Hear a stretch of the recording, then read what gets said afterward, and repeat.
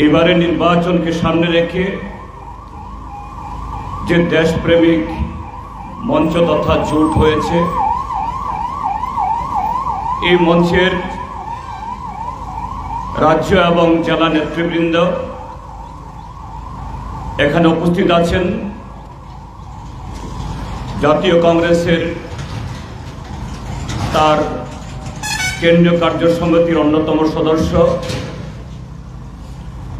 বিধায়ক শ্রীযুক্ত সুদীপ রায় বর্মন মহোদয়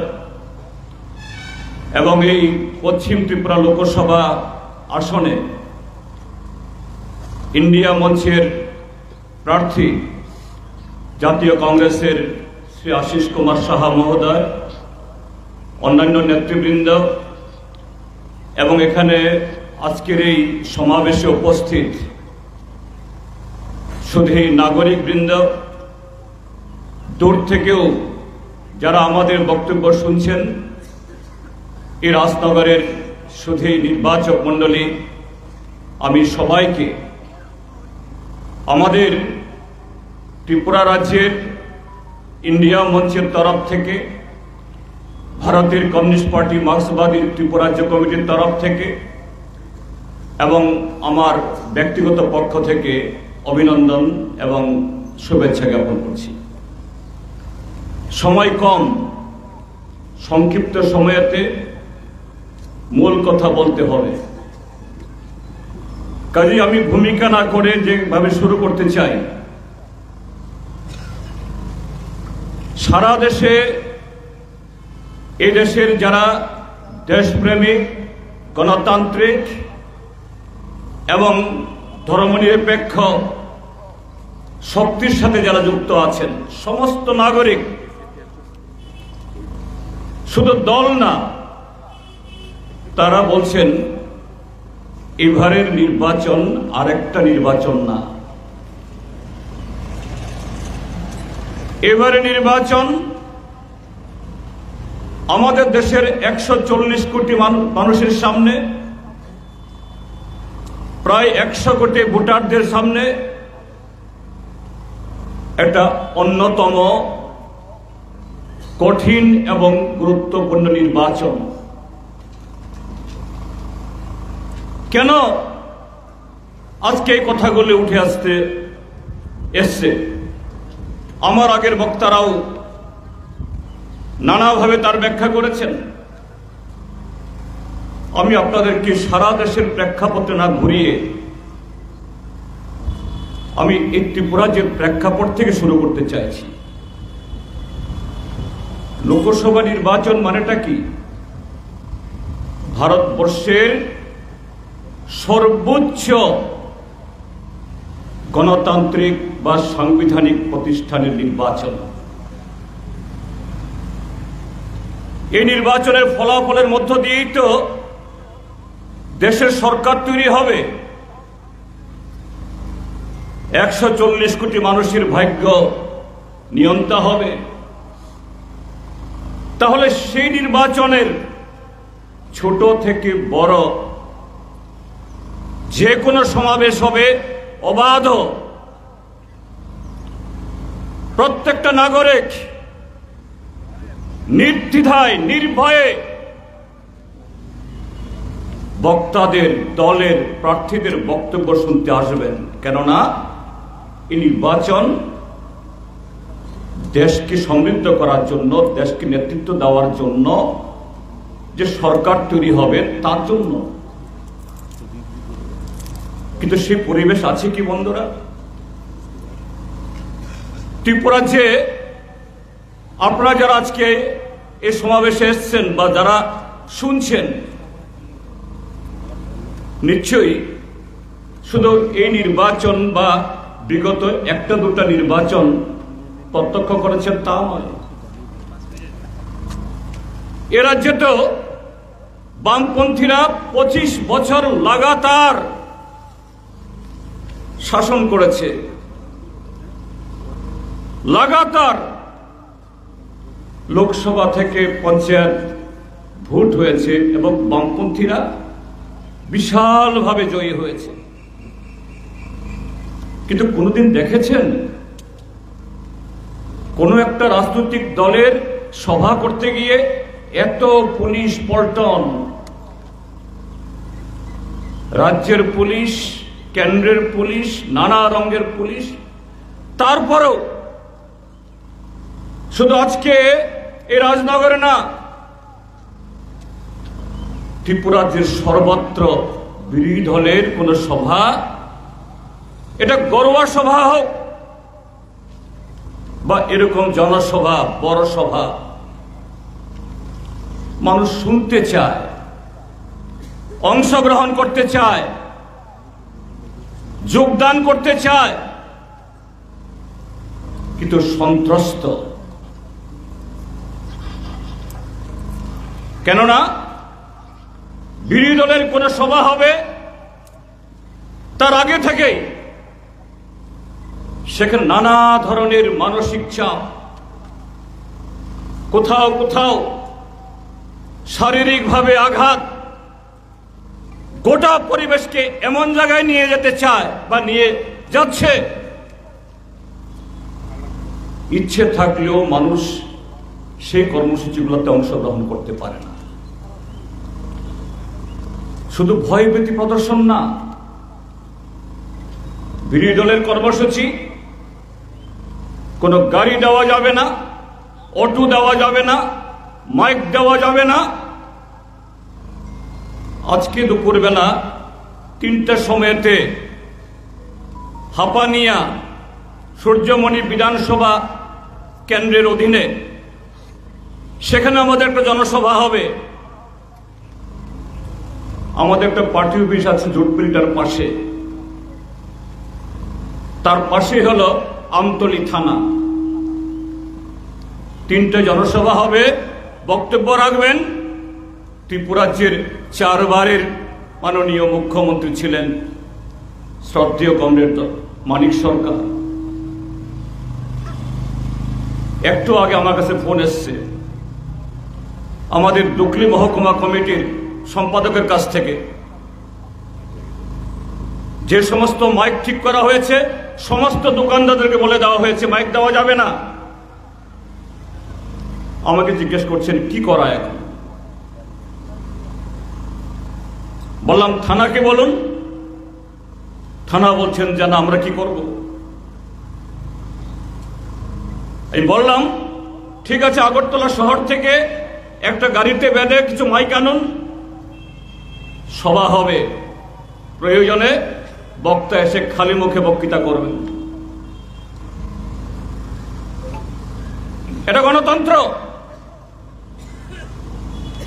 আর অন্যদিকে শাসক দলের নেতারা জনসভা করবেন, অবশ্যই করবেন। তারা সরকারে আছেন, তাদের জনসভায় লোক আসবে, কারোর তো আপত্তি থাকার কথা নয়। গোটা রাস্তা বন্ধ করে দিয়ে গাড়ি স্ট্যান্ড থেকে, অটো স্ট্যান্ড থেকে সমস্ত গাড়ি, 4 চাক্কার, 3 চাক্কার সমস্ত গাড়ি তুলে নিয়ে গিয়ে যেতেই হবে। বিরোধী দলের কোন কর্মসূচি কোন বাজারে হবে, ফরমান জারি করা হচ্ছে এতটা থেকে এতটা ইন্ডিয়া ব্লকের সভা, ওই সভাকালীন সভাতে কোন দোকান প্রতি বছর পালা করে গত 10 বছরে এই মোদী সরকারের আমলে শুধু পেছন দিকে তার অগ্রগতি হয়েছে। তাহলে কিসের অগ্রগতি? এই অগ্রগতি হলো আজকের ত্রিপুরা রাজ্যের মধ্যে যেমন জবরদস্তি করে ভারতীয় জনতা পার্টি যে কথা বলে এটাকে বিশ্বাস করতে হবে, ওরা ওই ফ্যাক্টরিতে গিয়ে ফ্ল্যাগ ছাপিয়ে যেটা টাঙিয়ে দেবে এটাকেই কবুল করতে হবে।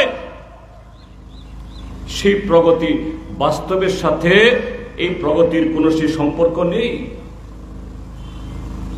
ক্ষুধা হোক, বেকারিত্ব হোক, কৃষিতে বিকাশ হোক, শিল্পে বিকাশ হোক, সমস্ত কিছুতে তারা বলছেন আপকি বার 400 পার।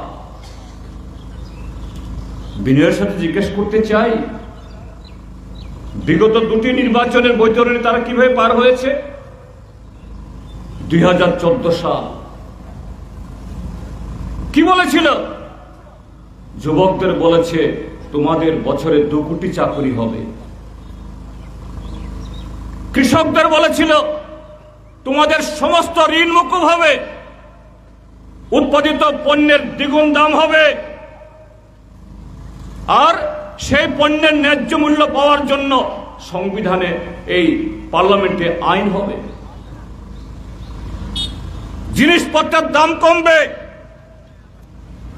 আর বিদেশে যে কালো টাকা গলে গেছে সমস্ত কালো টাকা উদ্ধার করে প্রত্যেক পরিবারের অ্যাকাউন্টে 100 দিনের মধ্যে 15 লক্ষ টাকা করে জমা হবে।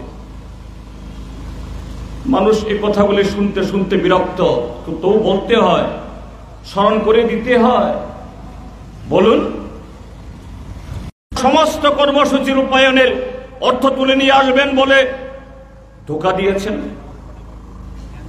আর 5টি বছর ধরে হিন্দু, মুসলমান, হিন্দুস্তান, পাকিস্তান, গোরক্ষা, যেগুলো ইস্যু না,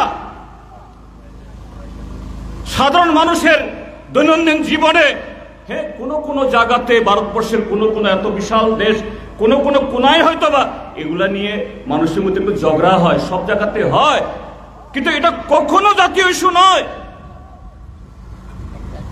কখনো এই দেশের 140 কোটি মানুষের মাথা ব্যথা ছিল না। এটাকে কেন্দ্র করে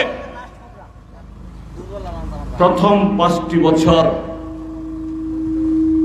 এই দেশের মানুষকে প্রতারিত করেছে, রাজ্যে রাজ্যে তাদের শাখা, তাদের প্রভাব আরো বিস্তার করার চেষ্টা করেছে, আর মানুষের মধ্যে বিভেদ তৈরি করে সে বিভেদে আগুন জ্বালিয়ে কিভাবে দ্বিতীয়বার ক্ষমতায় ফিরবে এই সমস্ত ষড়যন্ত্র করে গেছে। আসলো 5 বছর শেষে 2019 নির্বাচন। আমাদের ভুলে গেলে চলবে না, নরেন্দ্র মোদীর সামনে, বিজেপির সামনে নতুন করে বৈতরণী পার হওয়ার জন্য তিনি ইস্যু খুঁজে পাচ্ছিলেন না। মরিয়া হয়ে আজকে বলতে কোনো অসুবিধা নেই, নির্দ্বিধায় সেখানে আজকে বলা যায়, সেই কাশ্মীরের পুলওয়ামাতে আমাদের 40 জন সিআরপিএফ ভাই, 40 জন আমাদের দেশপ্রেমিক জওয়ানকে খুন করিয়ে হিন্দু, মুসলমান, হিন্দুস্তান, পাকিস্তানের একটা জুজু তৈরি করে সহানুভূতির একটা হাওয়া তুলে এই বৈতরণী পার হয়ে আসছে। নতুবা 2019 সখাত সলিলে যাওয়ার কথা ছিল। 19-এর পর আরো 5 বছর গেল। এই 5টি বছর আরো জঘন্য আক্রমণ কৃষকদের উপরে, জঘন্য হামলা এদেশের যুব সমাজের ভবিষ্যতের উপরে, তার চেয়ে বড় হামলা গণতন্ত্রের উপরে, গণতান্ত্রিক ব্যবস্থার উপরে তথা সংবিধানের উপরে। এমনকি সে করোনা মহামারী সারা পৃথিবীর সাথে এই দেশের 140 কোটি মানুষ সংকটে, মানুষ দিশেহারা। সেই সংকটাপন্ন মানুষ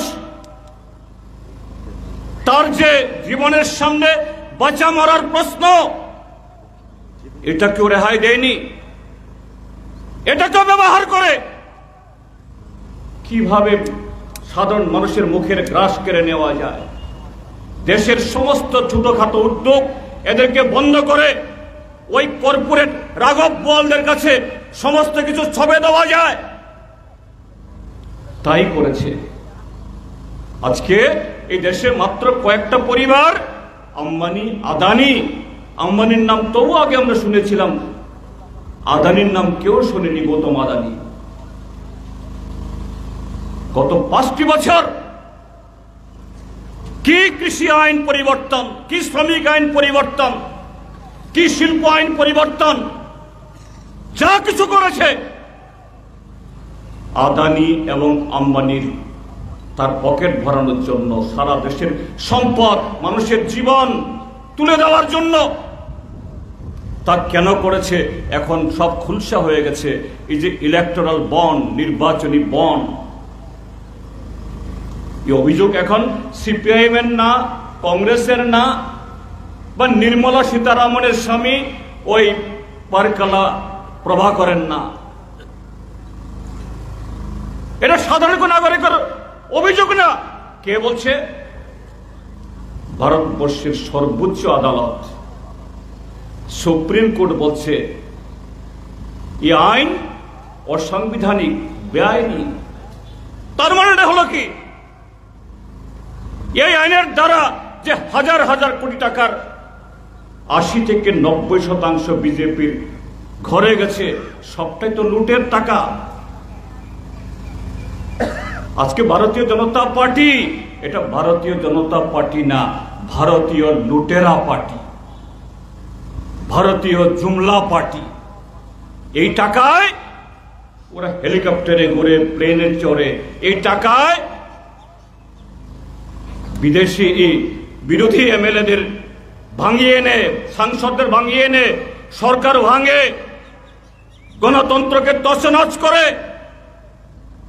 আর বিরোধী দলের লোকেরা যখন গণতন্ত্র বাঁচানোর জন্য এই অন্যায়ের বিরুদ্ধে জনগণের পাশে দাঁড়িয়ে ওরা আঙুল তুলে, এদের বিরুদ্ধে মিথ্যা অজুহাতে তাদেরকে জেলে পড়ো। কি কেজরিওয়াল, কি হেমন্ত সোরেন, কি সঞ্জয় সিং, আরো অনেকে, তাদের বিরুদ্ধে মাসের পর মাস যায়, বছরের পর বছর যায়, একটা চার্জশিট দাখিল করতে পারে না, প্রমাণ করতে পারে না। কিন্তু তাদেরকে ঢুকাতে হবে। তাহলে ইলেকটোরাল বন্ডে সুপ্রিম কোর্ট যাদেরকে চিহ্নিত করল, ইডি, সিবিআই এবং এই ইনকাম ট্যাক্সকে দিয়ে, তাদের করে সিবিআই যাবে না কেন? কেন জেপি নাড্ডাকে তিহার জেলে পাঠানো হবে না? কেন নরেন্দ্র মোদীকে জিজ্ঞাসাবাদ করা হবে না? তো এই জন্য বলছি, গণতন্ত্র, সংবিধান বাঁচানো লড়াই, এটা শুধু আরেকটা নির্বাচন না। সে নির্বাচনে আমরা যারা ত্রিপুরাজ্যের মানুষ আছি, এবারে নির্বাচন আমাদের কাছে একদিক থেকে দুর্ভাগ্য, আরেকদিকে সৌভাগ্য। সেটা কি? 5টা বছরের অপশাসনে ত্রিপুরাজ্যের মানুষ বুঝে গিয়েছিল এই বিজেপি কেমন। এই যে পশ্চিম ত্রিপুরা আসনের বিজেপির প্রার্থী বিপ্লব কুমার দেব, যিনি ত্রিপুরাজ্যের রাজনৈতিক সংস্কৃতিতে গুন্ডা সংস্কৃতি যিনি এখানে জন্ম দিয়েছেন, বাইক বাহিনী, আগুনে বাহিনী, লুটেরা বাহিনী, ত্রিপুরাজ্যের পুলিশ প্রশাসন, সাধারণ প্রশাসন সবকিছুকে পঙ্গু করে দিয়েছে, এখনো ঠিকভাবে উঠে দাঁড়াতে পারিনি। আমি পুলিশ বাহিনী দোষ দিচ্ছি না, তারা দায়ী না, এর কারণে দায়ী শাসক দল। এবং কি পরিমাণ অপরাধ করলে পরে একজন মুখ্যমন্ত্রী 48 ঘন্টা আগে আমাদের দক্ষিণ ত্রিপুরাতে কোথাও এসে বক্তৃতা করছিলেন, আগামী 25 বছর আমি মুখ্যমন্ত্রী থাকব, আমি অচল হয়ে গেলে তারপরে আর অন্য কেউ ভাবুক কে মুখ্যমন্ত্রী হবেন, 2047 ইংরাজি এই চেয়ারটা আমার জন্য বুক করা আছে। 48 ঘন্টা পার না হতেই চেয়ার থেকে তাকে লাথি মেরে ফেলে দেওয়া হলো। আমরা ত্রিপুরাজ্যের মানুষ এখনো জানি না কি তার অপরাধ ছিল। এখন বড় বড় কথা বলছেন, নীতিবাক্য বলছেন। ডাক্তার মানিক সাহা, বিজেপির সভাপতি রাজীব ভট্টাচার্য, বা কেন্দ্রীয় নেতারা আসবেন, অন্তত কেন বিপ্লব দেবকে মুখ্যমন্ত্রীর পদ থেকে নামাতে হয়েছিল এই কথাগুলো ত্রিপুরা রাজ্যের মানুষের কাছে বলুক, এরা যদি সত্যিকারে গণতন্ত্রের প্রতি বিন্দুমাত্র শ্রদ্ধা থাকে। কিন্তু তাদেরকে বাঁচিয়ে দিল গত 23 নির্বাচনে ত্রিপুরা মথা। ওরা বলছে জাতি ছাড়া আমাদের কোনো আর চিন্তা নেই, লক্ষ্য নেই, স্বপ্ন নেই, সব জাতিকে কেন্দ্র করে। গ্রেটার ত্রিপুরা ল্যান্ড, কোনো কম্প্রোমাইজ, কোনো ধরনের মাথা নত করব না।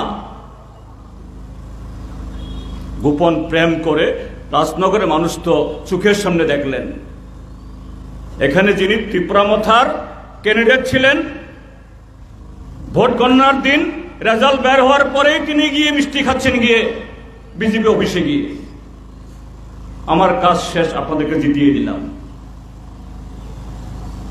তো ত্রিপুরা মানুষের কাছে সৌভাগ্য এই জায়গাতে বলছি যে ত্রিপুরা যে সময়ে সময়ে এরকম কিছু রাজনৈতিক উদ্ভট সুবিধাবাদী গোছ ঢুকে, কাজেই ভারতীয় জনতা পার্টি সাথে এই ত্রিপুরা মথার সহ পাহাড় এবং সমতল উভয় জায়গা থেকে যেটি তাদের বিদায় করতে হবে গণতন্ত্রের স্বার্থে, দেশকে বাঁচানোর স্বার্থে।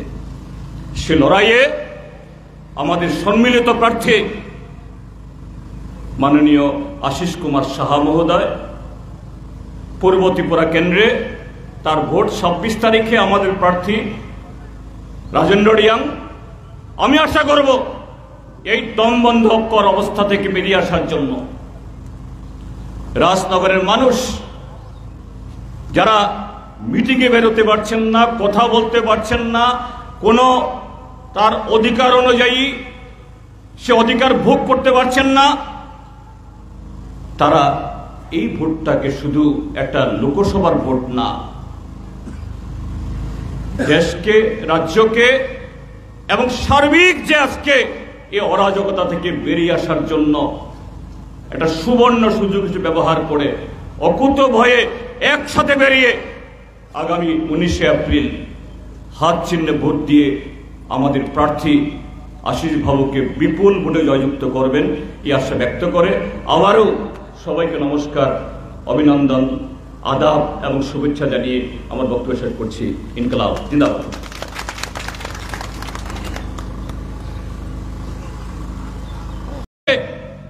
এতটা থেকে এতটা ইন্ডিয়া ব্লকের সভা, ওই সভাকালীন সভাতে কোনো দোকান খোলা যাবে না, সব দোকান বন্ধ রাখতে হবে।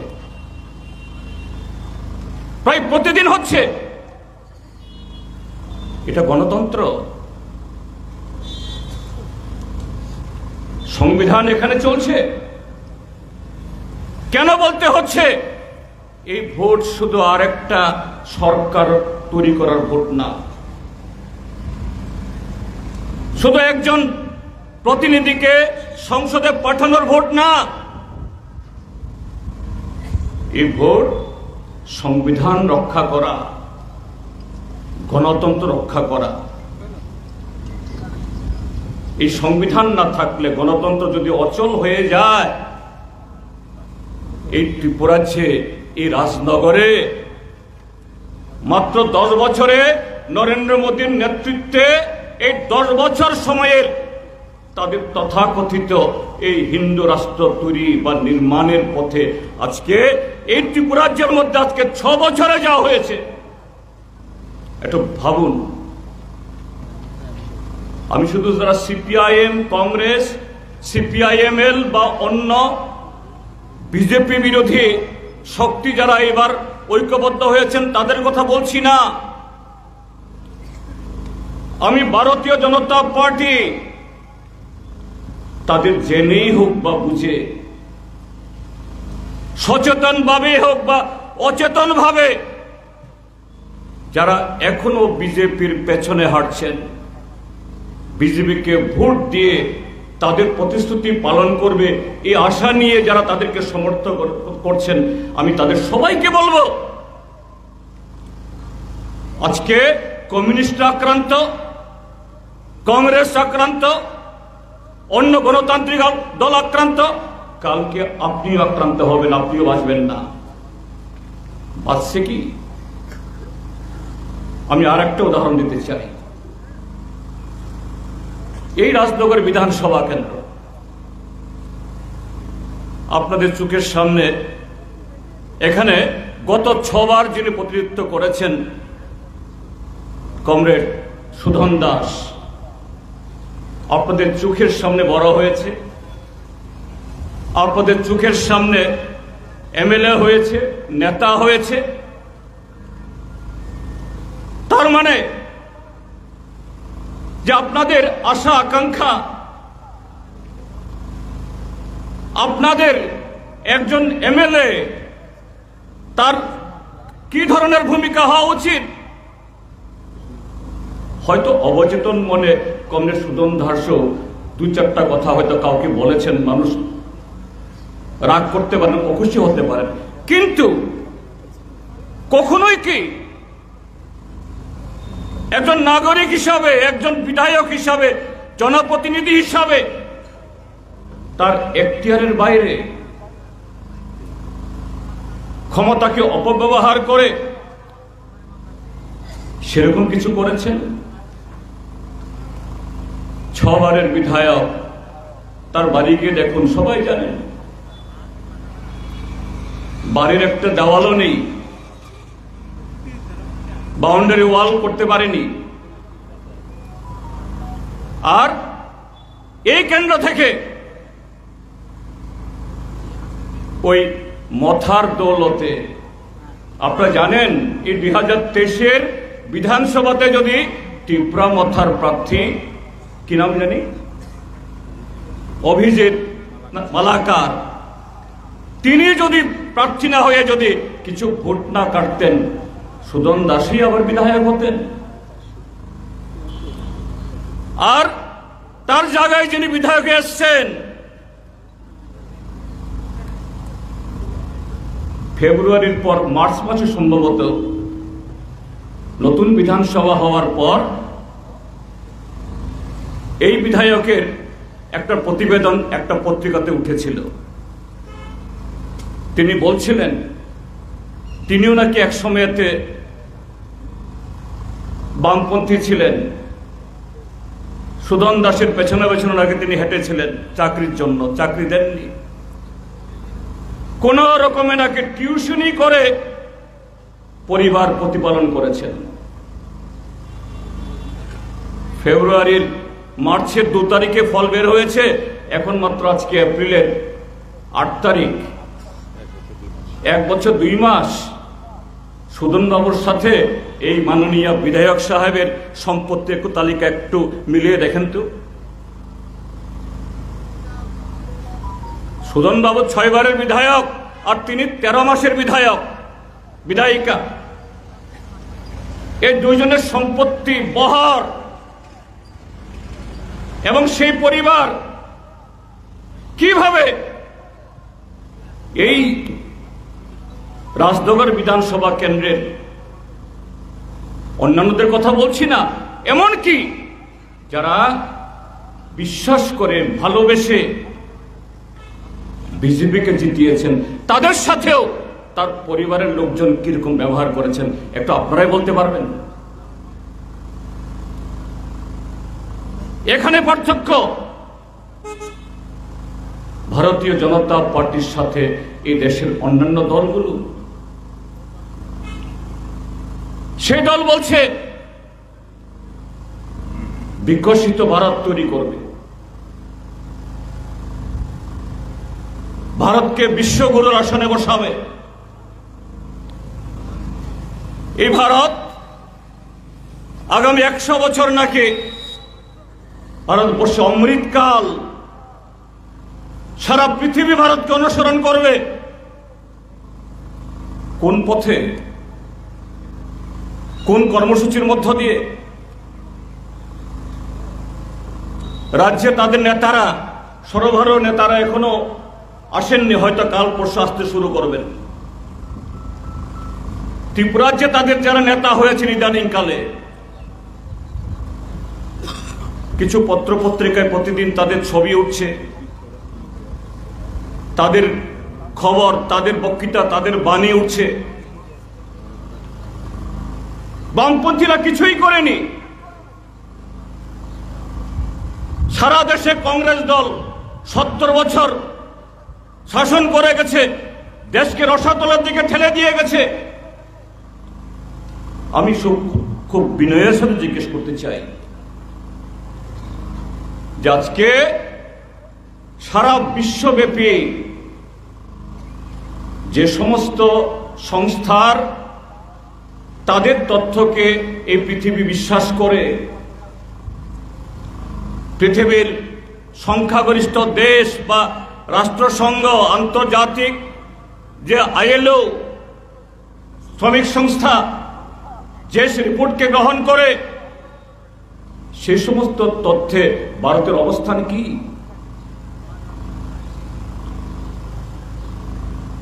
রাষ্ট্রসংঘ বলছে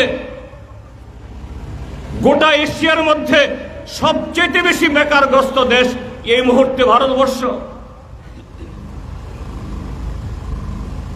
ইউনেস্কো তাদের যে সর্বশেষ রিপোর্টে বলছে এই মুহূর্তে সারা পৃথিবীতে 70 কোটি মানুষ দরিদ্র সীমার নিচে বসবাস করে। আর তার দেশ বাঁচানোর লড়াই, গণতন্ত্রকে পুনরুদ্ধারের লড়াই, সংবিধানকে রক্ষার লড়াই, এই লড়াইয়ে ভারতীয় জাতীয় কংগ্রেস মনোনীত ইন্ডিয়া জোটের প্রার্থী আশিস কুমার সাহার সমর্থনে যে রাজনগরে যে সমাবেশ, এই সমাবেশের সভাপতি মণ্ডলী প্রার্থী উপস্থিত রয়েছেন, জিতেন বাবু রয়েছেন, রাজেশ নীলটিয়া যে রয়েছেন, মঞ্চে অন্যান্য নেতৃত্ব রয়েছেন। সময় খুব অল্প, সকলে সম্বোধন করতে পারছি না। সমবেত সুধীজন, মায়েরা, বোনেরা, সংগ্রামী ছাত্র যুবক ভাই বন্ধুরা, সুধী এলাকার নাগরিকবৃন্দ,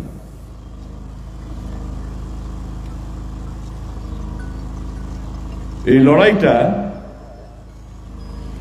বামপন্থী কংগ্রেস একটা যোগে আসা, একটা সাথে আসা, কিংবা অন্যান্য রাজনৈতিক দলগুলো একসাথে আসা, এটার বিভিন্নভাবে অপব্যাখ্যা করা হচ্ছে বিভ্রান্ত করার জন্য। এই কাছাকাছি আসাটা প্রমাণ দেয় যে সত্যিকারের অর্থে দেশটাকে ভালোবাসে কারা। দীর্ঘদিন লড়াই সংগ্রাম ছিল একে অপরের বিরুদ্ধে, অস্বীকার করি না আমরা। যদিও নীতিগত আদর্শগত দিক দিয়ে এই দুটো দল খুব কাছাকাছি, গণতান্ত্রিক দুটো দল, ধর্মনিরপেক্ষ দুটো দল এবং সমাজতন্ত্রে বিশ্বাসী দুটো দল। ফারাকটা ছিল কর্মসূচি এবং বাস্তবায়ন। যখন দেখলো নেতৃত্বরা, কর্মীরা, সমর্থকরা দেশের স্বার্থ এখন বিপন্ন, দেশে একটা অরাজকতা পরিস্থিতি তৈরি হয়েছে,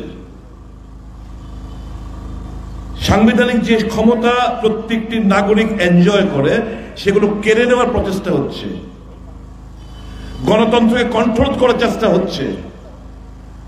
নমুনা আপনারা দেখতেই পাচ্ছেন। সুদূরবাবু 5-6 বারের এমএলএ, এই বিজেপি আসার পর থেকে কতবার আক্রমণ হয়েছে, কতবার মাথার থেকে শরীর থেকে রক্ত ঝরেছে, আপনারা ভালো বলতে পারেন। কেন সেটা হবে? প্রচার করতে দেবে না, লাইট ফ্ল্যাগ ফেস্টুন লাগাতে দেবে না, মাইক লাগাতে দেবে না, মানুষকে মিছিল মিটিং আসতে দেবে না। এটাই কি গণতান্ত্রিক দেশ? আজকে সেই কারণেই তো আমেরিকা, জার্মান সব বাদ দিন দেশগুলো, রাষ্ট্রসংঘ পর্যন্ত ভারতবর্ষের গণতন্ত্র নিয়ে প্রশ্ন করতে শুরু করেছে, সন্দেহ প্রকাশ করতে শুরু করেছে। এই কাছাকাছি আসাটা একটা মানে হচ্ছে, যখন আমরা উপলব্ধি করলাম এই ভারতীয় জনতা পার্টি তফসিলি জাতি, তফসিলি উপজাতি, ওবিসি এবং সংখ্যালঘু বিরোধী। কোন সন্দেহ আছে আপনাদের? এটা তো এসসি রিজার্ভ কেন্দ্র, একটা ভারী মাত্রায় তফসিলি জাতির লোকের বসবাস। আরএসএস চিন্তাধারা কি? সর্বভারতীয় তফসিলি জাতির নেতা রাজেশ ভাই এখন উপস্থিত রয়েছেন, তারা তো প্রচেষ্টা নিয়েছিল রিজার্ভেশন প্রথাটাকে তুলে দেওয়া। এটাই তো আরএসএস এর চিন্তা ভাবনা। এখন কি করলো? যখন দেখলো সারা ভারতবর্ষের প্রত্যেক রাজনৈতিক দল চিৎকার চেঁচামেচি শুরু করলো, এখন এই যে আমরা বলি আমাদের ভাষণে, বিভিন্ন রাষ্ট্রায়ত্ত সংস্থা এই যে প্রাইভেটাইজেশন করে দিচ্ছে, অর্থাৎ প্রাইভেটাইজেশন করলে ওখানে তো এসসি এসটি রিজার্ভেশন গুলো থাকবে না, ওবিসি রিজার্ভেশন থাকবে না। কাজেই সংকুচিত এই বিভিন্ন জায়গায় কেন্দ্রীয় সরকারের অধীনে বিভিন্ন দপ্তরে যে তফসিলি জাতি, উপজাতি, ওবিসিদের জন্য সংরক্ষণের যে একটা প্রথা চালু ছিল, এই সমস্ত প্রাইভেটাইজেশন করে সংকুচিত করে দেওয়ার একটা প্রয়াস এই দলের এক মুখ্যমন্ত্রী তো বলেছিলেনই এই কিছুদিন আগে, दलित अब तो हमें ब्राह्मण क्षत्रिय को सेवा करने के लिए जन्म ग्रहण किया है। শূদ্ররা জন্মগ্রহণ করেছে ব্রাহ্মণ ক্ষত্রিয়দের সেবা করার জন্য, দাসত্ব করার জন্য। এই হচ্ছে ভারতীয় জনতা পার্টির মন মানসিকতা, তাদের চিন্তা ভাবনা। এই জন্যই তো আমাদের কাছাকাছি আসা।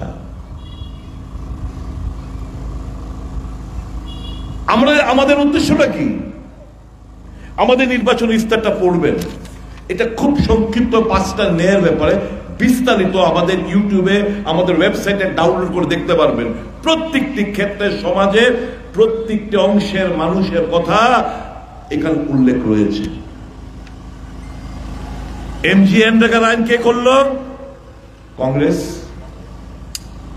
এবার কি আইন করতে যাচ্ছি আমরা? ন্যূনতম, আমাদের প্রতিশ্রুতিবদ্ধ ন্যূনতম মজুরি যেন 400 টাকা করা হয়, এটা আইন। এই আইন আমরা রেজিস্ট্রেট করব যদি আমরা ইন্ডিয়া জোটের এরা আমরা বুকে আঁকড়ে ধরে দেখতে চাই। এইটাই তো ভারতবর্ষ, এই বৈচিত্র্যের মধ্যে একতা, এটাই তো ভারতবর্ষের কৃষ্টি সংস্কৃতি, এটাই তো রিচুয়াল, এটাই তো হেরিটেজ। এই জায়গায় আমরা কি দেখতে পেলাম কিছুদিন আগে?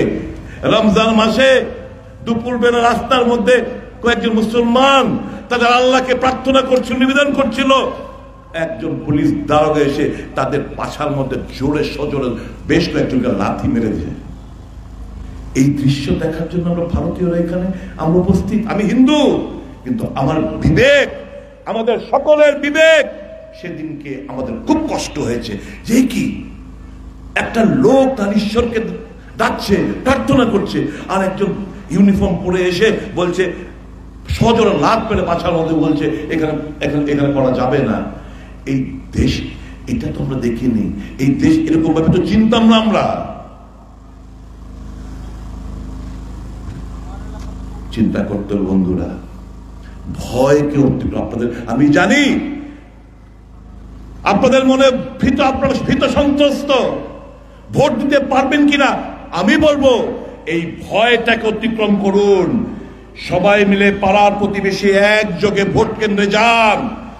যার যার ভোট যে দেবে সেটা সুনিশ্চিত করুন। ভোট কেন্দ্রে কিছু হবে না, ভোট কেন্দ্র যাওয়া সংঘবদ্ধভাবে সেই ব্যবস্থাপনা আপনারা করুন। আপনারা এটা এই রাজনগর এলাকার, কারণ ভোট চোররা, ভোট ডাকাতরা যদি এরকম ভাবে কিছু না করে যদি ভোটে জিতে যায়, তাহলে দেশটা কিন্তু এই নির্বাচনের পর এদের চিন্তা ভাবনা কি? ওয়ান নেশন ওয়ান পোল, একটা দেশ একটা নির্বাচন হবে। আর কি? একটা দেশ একটা ধর্ম, একটা দেশ এক ধরনের খাদ্য, একটা দেশ এক ভাষা, একটা দেশ এক পোশাক পরিচ্ছন্ন। এটা হতে পারে না।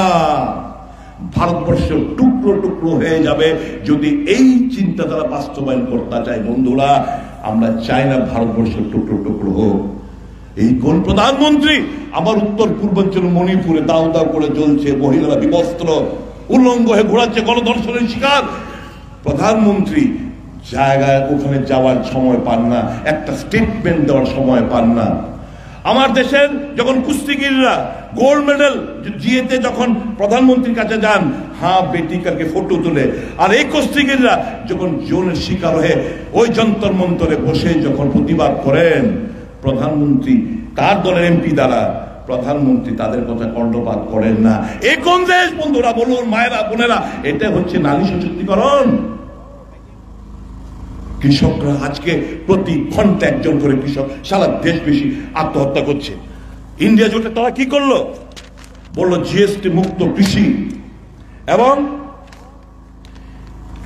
এমএসপি প্রদানের মাধ্যমে ফসলের ন্যায্য মূল্য প্রদান, কৃষকদের ঋণ মুকুবের জন্য কমিশন গঠন করা। তার বন্ধু বান্ধব যারা ওই বিজয় মালিয়া, ওই নীরব মোদী, ওই মেহুল চোকসি থেকে শুরু করে যারা তার আত্মীয় মানে বন্ধু বান্ধব রয়েছে, সকলে ঋণ মুকুব করতে পারে, হাজার হাজার কোটি ঋণ মুকুব করতে পারে। আর কৃষকরা আজকে মারা যায় সামান্য 2 লক্ষ 3 লক্ষ টাকা। তারা ঋণ নিয়েছে, ফসলের দাম ন্যায্য দাম পায়নি, আত্মহত্যা করতে শরীরে ডুবে গেছে, আত্মহত্যা করছে সারা দেশব্যাপী।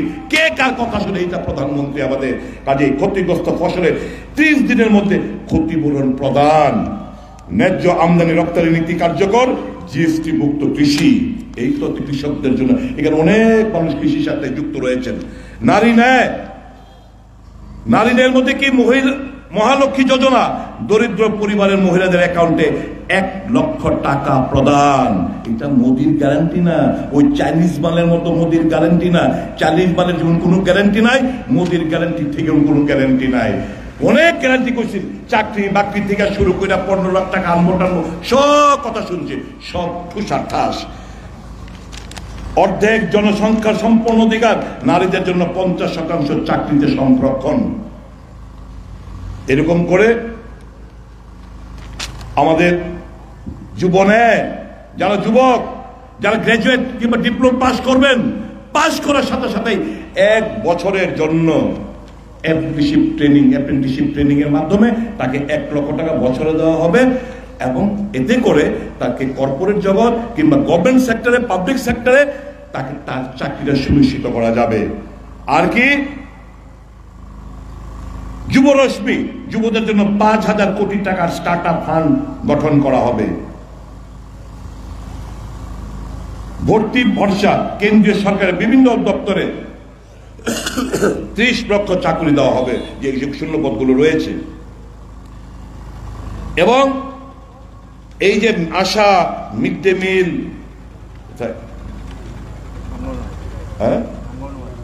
অঙ্গনওয়াড়ি, এদের ডাবল বেতন যা বর্তমানে রয়েছে সেটা ডাবল করা হবে।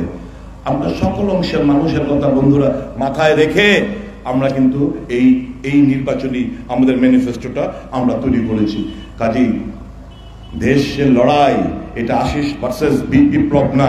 আর এই যে বিপ্লবের কথা বলছিলেন, 4টা বছর মুখ্যমন্ত্রী থেকে গেছে, স্বপ্ন দেখাইছে কি এইমস করব, অ্যাপোলো হাসপাতাল করব, গুমতি দিয়ে বাংলাদেশ থেকে পণ্য আনবো জাহাজের মাধ্যমে। কত টাকা আমার আপনার খরচা করছে, একটা সুডুন লোক দিতে পারে না। শেষ তো। হাওড়া নদী, আগরতলা শহর জলমগ্ন হয়ে যায়, কি করতে হইব? হাওড়া নদীর উপরে বাঁধ তৈরি করব। কত গল্প করলো। প্রত্যেকের বাড়ির সামনে ফুল বাগান করেন, 200 টাকা করে প্রত্যেক মাসে মাসে যাইব। কত গল্প না সে 4 বছর পরে করলো। এই গল্প শোনানোর লেগে আপনারা ভোট দেবেন। বিজেপি বন্ধুদের জিজ্ঞেস করছি আমি, আগামী দিন যাতে বড় বড় গল্প শোনায়, ঘুম পাড়েনি মাসি মিশির মতো গল্প, এর জন্য আপনারা অন্ধভক্তরা আপনারা ভোট দেবেন বিজেপিকে। একটু ভোট দেওয়ার আগে দেশটাকে আপনারাও ভালোবাসেন, আমরাও ভালোবাসি, দেশের কথা বিবেচনা করবেন, অন্ধের মতো ছুটবেন না। You are being utilized, misutilized. আপনাদেরকে ব্যবহার করছে বন্ধুরা, কিছু স্বার্থান্বেষী লোক তাদের আখের গোছানোর জন্য আপনাদেরকে মিসগাইড করছে। ওই জায়গা থেকে বেরিয়ে আসুন। হয়তো বেরিয়ে না আসতে পারলো ভীষণ, কিন্তু ভোট কেন্দ্রকে কেউ দেখবে না। আপনারা দয়া করে এইখানকার সজ্জন ব্যক্তি, ভালো মানুষ, দীর্ঘ 40 বছরের ধরে রাজনীতির আঙ্গিনায় ওই সুদন বাবুর মতো যা অবস্থা, অর্থনৈতিক দিক দিয়ে সমস্ত দিক দিয়ে আশিস বাবুর একই অবস্থা। ওই এফিডেভিটটা যে পড়বেন আপনারা, জেনে নেবেন এফিডেভিটটা। একটা সৎ মানুষকে দাঁড় করিয়েছি আমরা, ভালো মানুষকে দাঁড় করিয়েছি আমরা। একে ভোট দিন, জেতান, দেশ থেকে বাঁচান। এটা তো প্রতীক। মনে করতে হবে আপনারা নিজেরা দাঁড়িয়েছেন। আশিস বাবু না, আশিস বাবু একটা সিম্বল। আপনারা সবাই দাঁড়িয়েছেন, নিজে মনে করতে হবে যে আমার জেতার জন্য, এই দেশকে রক্ষা করার জন্য আমার যা কর্তব্য আমি সেটা পালন করবো এই নির্বাচনে, গোপন জায়গায় ব্যালটের মাধ্যমে, ওই ইভিএমের মাধ্যমে। এই কথাগুলো বলে যারা বন্ধুরা এখানে এসসিরা রয়েছেন, এসটিরা রয়েছেন, এসটি ভাই, ভূবাকরা তো বিক্রি হয়ে গেছে জানো তো। রাঙের কাছে বিক্রি, ক্ষমতার কাছে বিক্রি। আমরা তো ক্ষমতায় ছিলাম। এই সমস্ত অরাজকতা দেখা, এই লুটপাট দেখা নমস্কার দিছি। এই ক্ষমতার দরকার নাই। যেখানে অবাধে লুটপাট, যেখানে এই সন্ত্রাস, এই জায়গায় থাকা মানে মানুষের সঙ্গে অপরাধ করা, পাপ করা। আমরা ওই জায়গা থেকে বেরিয়েছি মানুষের কথা বলার জন্য, মানুষের কথা বলার জন্য। কাজেই ভূবাকরা কে? ভূবাকরা আমরা, রাজা আমরা, ভালোবাসার রাজা, মানুষের জন্য রাজা আমরা। মানুষের সাথে কথা বলি, ইন্ডিয়া জোট, আমরাই রাজা, আমরাই ভূবাকরা। আর ওই ভূবাকরা নয়, সে ভূবাকরা রাঙের কাছে বিক্রি হয়। তিপ্রাসা গোষ্ঠীরে শেষ করে দিয়েছে রাঙের জন্য এবং ক্ষমতা যাওয়ার জন্য। নিজের বন্ডাইন না, আনারস বাদ দিয়ে অনেক বিজেপি ভক্তগুলো দাঁড় করাইছে। লজ্জা, ধিক্কার, শেম, ঘৃণা প্রত্যেকটি এসটি যারা এখানে রয়েছেন, যারা বিগত নির্বাচনে ভোট কেটে ওই সুদন বাবুকে হারিয়েছেন, এই ভুল আর করা চলবে না। বোঝান, যান এই কটা দিন। ফ্ল্যাগ ফেস্টুনে এত জোর দিতে হবে না, মিছিল মিটিং করতে হবে না। বাড়ি বাড়ি গিয়ে মানুষদের বোঝান যে এই নির্বাচন দেশের নির্বাচন, এই ভুল করলে চলবে না। তবে জেনে যান, একটা কথা বলি যাই, मैं दावे के साथ कह सकता हूं, इस चुनाव में भाजपा का कोई चांस नहीं है। 200 पार ये लोग नहीं कर पाएंगे। आप निश्चिंत रहिए कि इस चुनाव में इंडिया अलायंस पावर में आएंगे। और ये जो हमने वायदा किया है, जो हमरा प्रॉमिस करছি, वो पूरा का पूरा हम लोग निभाएंगे। और भी कुछ अगर हो सके तो जरूर हम लोग करेंगे। जो क्षमताয় আসে আর কি